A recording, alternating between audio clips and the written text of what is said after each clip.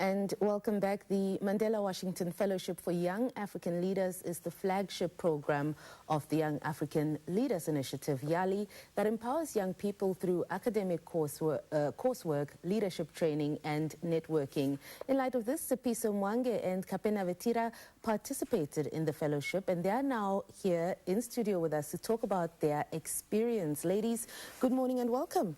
Good morning. Thank you. YALI fellowships are fantastic. What was the experience and what were some of your expectations? Perhaps, Kapena, we can start off with you.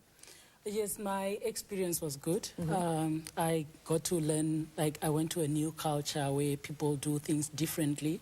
They, like the Americans, appreciate their time. They are very professional with their time. When they say 8, it's 8. Yeah. So we coming from Namibia and getting into the professionalism of time, and, you know, it was such a new thing to me because I had to be on point, I have to deliver, so there was too much pressure, which was good because it made me develop as a person. So my experience was amazing. I learned the new culture in America, how they do things and how we do things, so I got to learn a lot. Okay. Yeah. Is that the same for you?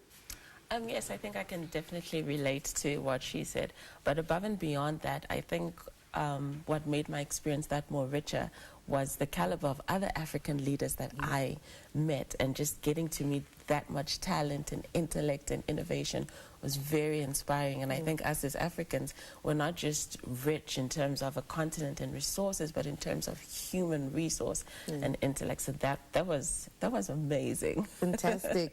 Kapena, talk to us about your experience pertaining to, you said, the way they do things and the way we do things, the Americans and of course other Africans. What was one of the distinct differences that you've experienced? Okay, with like coming from Namibia, most of the time there's African time. A show would start, the poster would say the show starts at 6, but then when you come there, the show really starts at 7. So, but then in America it was different. Like if you are 5 minutes earlier than the time, it was, you were considered late. So you have to be there like 15 minutes before the time. So it was the way they do things. They are very professional. They are straightforward. When there's a problem to be solved, they do not wait for government. They do not go in the streets and march and stuff. They would always look for solutions. Like in the small area where I was, they would look for solutions. Whoever has like the help, they will help you. And then also meeting the other fellows from Africa, the way the cultures, as much as we are all from Africa, the cultures are not the same at all. Okay. Yeah. And talk to us, Sepiso. You've mentioned that Africa's got that human resource that's really valuable. What have you picked up from other African YALI fellowships? I think one of the most significant things I picked up is that so many times us as Africans, we tend to look to the West for solutions to challenges that we face. And yet we have all the solutions and answers right here. All it takes is just a platform, perhaps, for us to engage with each other in our different industries and areas of expertise in order to come up with solutions to these challenges. Speaking of those solutions, what skills do you believe you are bringing back home, you've brought back home? Let's start off with you, Sepiso. Okay, I think I have quite a backpack of skills, but I will mention 2 that really stood out for me. One was collaboration and networking. I think a lot of times in the work that we do, especially like the NGOs that we run, we tend to work in isolation. And I really learned the importance of reaching out to people who are not only in my industry, but trying to find the common ground so that they can help me as much as I can help them as well.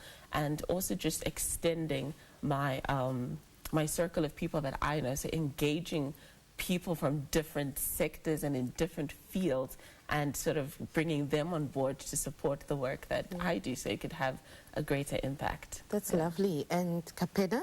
Yes, with me it's more about grant writing because I've been managing the organization Namibia for 5 years now. And then I've been doing grant proposals myself, and most of the time I would get rejections and I never knew what really was going on. But then when I went to like the US, I get to learn how to do grant writing, how to do NGO management.